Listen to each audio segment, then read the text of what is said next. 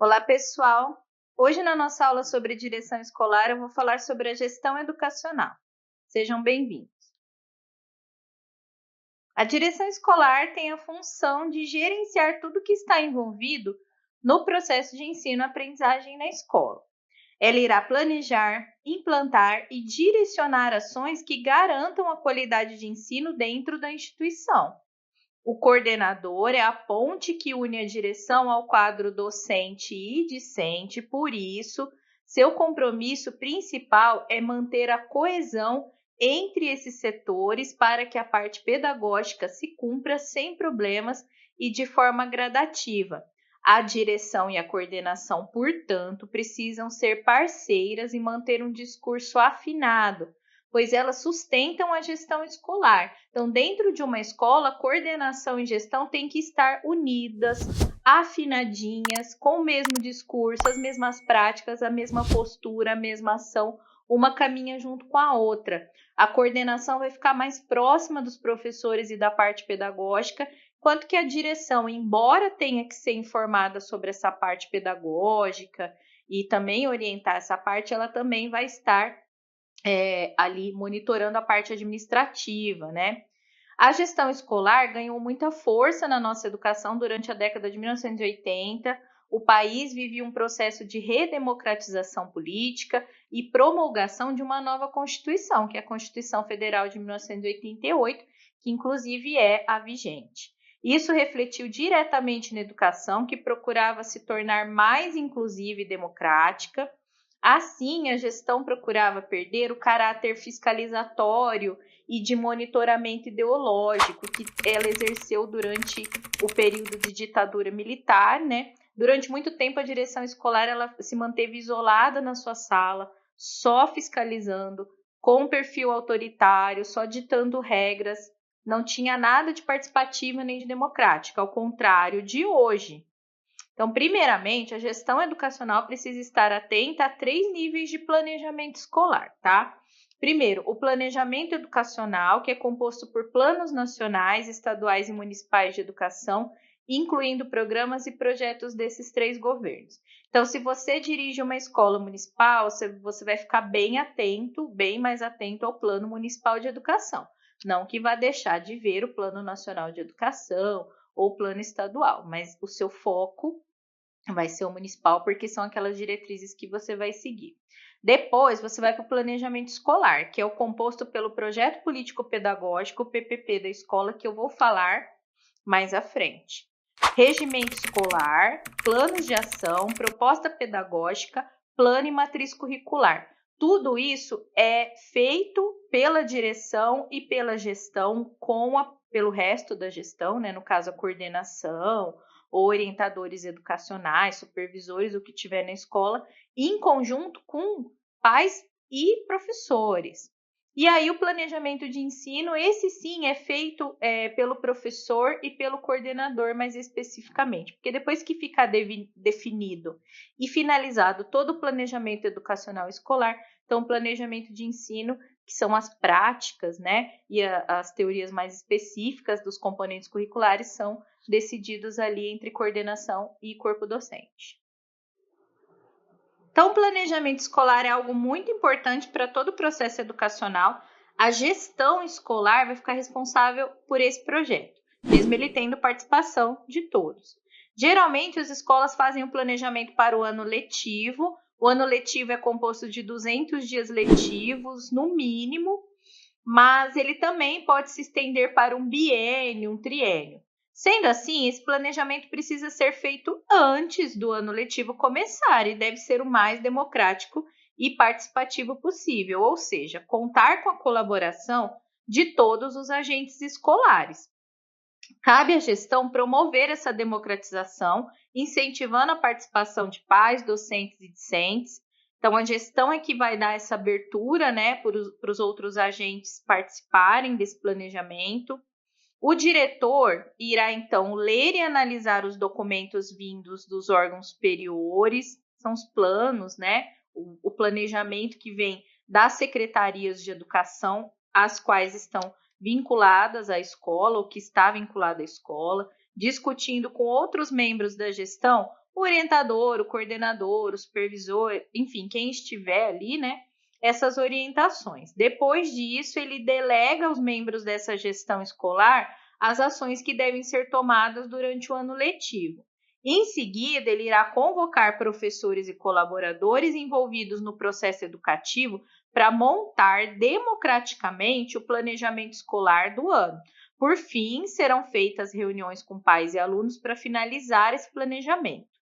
Como podemos observar, então, o diretor é um líder, uma referência dentro da escola, ele precisa estar sempre atualizado sobre os documentos oficiais, é ele quem vai comunicar à escola sobre as legislações, as diretrizes que são promulgadas, os planos nacionais educacionais, os projetos, as políticas públicas.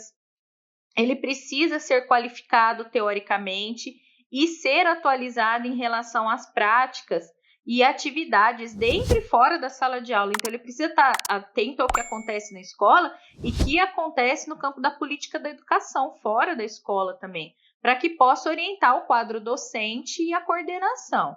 Então, ele é uma liderança... Peço desculpas por interromper sua aula por um breve momento, mas tenho algo importante e vantajoso para compartilhar com você. Se você está gostando desta aula, tenho uma ótima notícia. Agora, você pode levar sua experiência de aprendizado para o próximo nível fazendo sua matrícula em nosso site.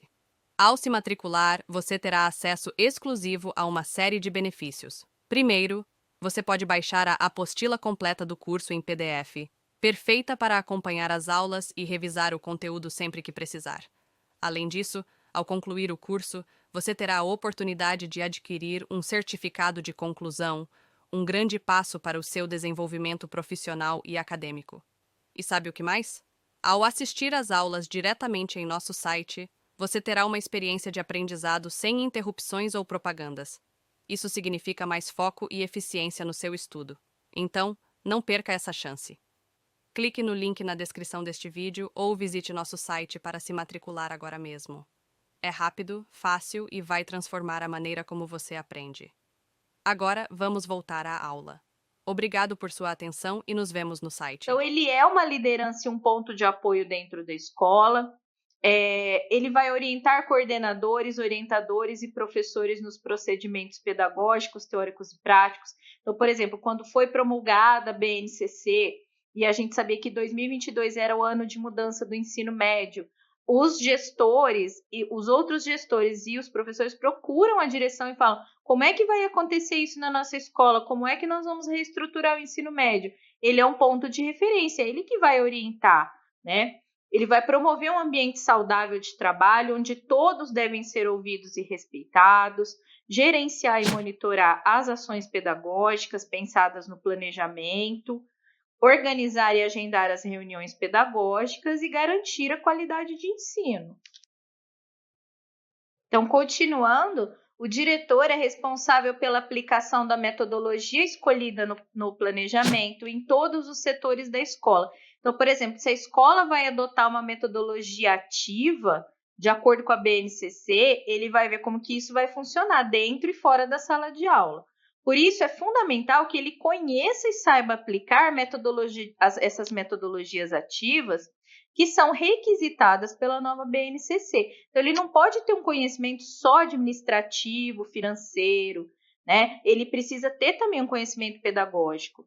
Ele é responsável por capacitar a gestão sobre o tema, atualizá-los, selecionar materiais e providenciar espaços didáticos. Não vamos esquecer que ele vai dirigir ali o orçamento e vai ver as necessidades da escola, se precisa de uma brinquedoteca, se precisa ampliar ou reformar a biblioteca e assim por diante. Então, por isso, a direção deve estar sempre disponível e aberta para dúvidas e inseguranças de professores e coordenadores nesse processo de adaptação à BNCC. Essa atitude também deve se manter em relação aos alunos e suas famílias, principalmente nesse momento de pós-pandemia. O coordenador deve providenciar um canal de comunicação efetivo para pais e alunos, né, através de e-mails, mensagens de site, etc. E esse canal, como eu já falei antes, ele deve ser acessado pela direção e também outros membros da gestão que julgarem necessário para resolver as questões pertinentes. Nós temos aí um vídeo, né, gestão escolar, parte 1, em que o professor vai orientar sobre essa questão da gestão escolar, vai falar como ela funciona. Vocês têm um infográfico aí do Tutor Mundi, né, que fala sobre a gestão escolar, que ela atua como a gestão administrativa, pedagógica, gestão de eficiência, gestão de pessoas, gestão de comunicação e gestão financeira. Então, o diretor, ele é multitarefas e por isso ele é multiformação também.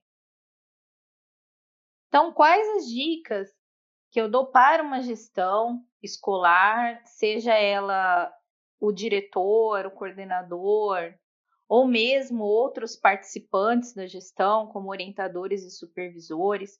Bom, a gestão escolar precisa investir em ferramentas de contato com as famílias, não podemos deixar as famílias de fora da participação dentro da escola. É lógico que essa participação ela deve ser limitada, como é a participação de todos, né? Deve ficar claro o que os pais e responsáveis podem definir, podem participar ou não, mas ela também não pode ficar desinformada em relação ao planejamento escolar, até para fazer o seu próprio planejamento, né, como família, na hora de orientar esse aluno em casa, em suas tarefas, em seus estudos. Precisa ouvir os docentes para entender quais ações têm funcionado e quais não. Então, o professor ele tem a necessidade de ser ouvido, porque é ele o agente primeiro ali do processo educativo, né? Ele que está diretamente em contato com isso, e ouvido de verdade, não ouvido só de uma maneira superficial, como se fazem em muitas reuniões pedagógicas. É preciso criar um canal de comunicação com esses docentes, né? Para que eles possam ali expor sempre suas dúvidas, suas inseguranças, ou mesmo participar com sugestões, com motivações e outras contribuições. Manter documentos, planilhas e materiais em plataformas acessíveis, se possível, em uma ferramenta utilizada por todos. Então, a gestão escolar ela tem que ser transparente, como qualquer tipo de gestão. E essa transparência pode ser através de um site ou de algum aplicativo, ela precisa ser acessível a todos, né, que fazem parte da rotina escolar. Ouvir famílias e alunos para compreender a realidade de cada contexto. A gente, dentro de uma escola, tem alunos que têm poder socioeconômico e outros que não têm. E a direção precisa estar atenta às necessidades desses alunos também fora da escola, para que isso não prejudique o processo de aprendizagem deles. Incentivar o respeito ao horário de trabalho, isso é importante, também ao horário das aulas, né? Muitos pais se atrasam, negligenciam isso, então o diretor precisa manter uma rotina organizada e disciplinada, explorar alternativas para evitar a sobrecarga dos professores, como ferramentas de tutoria online, isso é feito em conjunto com a coordenação e outros membros da equipe gestora, porque, como eu disse, o professor ele é contratado para determinadas tarefas e acaba exercendo tarefas extras para as quais ele não foi contratado e também não é remunerado. Então, a escola não pode sobrecarregar o professor, como não pode sobrecarregar nenhum colaborador, tá? Então, é preciso ficar atento a isso, toda a gestão precisa ficar atenta a isso. Reduzir o número de tarefas burocráticas para que a equipe docente também não se sinta sobrecarregada em relação a isso. Delegar tarefas é importante. Então, o planejamento no início do ano ele precisa ser feito de tal forma que tanto a coordenação quanto os professores façam o que for necessário e não o que for desnecessário, que isso acaba sobrecarregando e tira o tempo que o professor ou a coordenação deveria estar dedicando ao processo de ensino-aprendizagem, deveria estar dedicando ao aluno. Ele perde esse tempo ali preenchendo dados, às vezes o mesmo dado em várias plataformas. Isso precisa ser revisto. Então, para concluir, a gestão educacional na atualidade, ela monitora o andamento da rotina escolar e o atendimento às necessidades dos alunos, pais, professores, direção e comunidade. E aí, tudo bem? Estou passando apenas para deixar um recado bem rápido para você que acabou de ver essa aula e que gostaria de assistir a todas as aulas desse curso. É bem fácil, basta você clicar no link que está na descrição deste vídeo ou acessar www.novacursos.com.br. Fazendo sua matrícula em nosso site, você terá acesso a todas as aulas desse curso e mais centenas de outros cursos, além de poder fazer avaliação. E caso você queira, poderá estar adquirindo o certificado com um valor bem acessível. Esse foi o recado que eu queria dar. Aguardo sua matrícula. Até breve!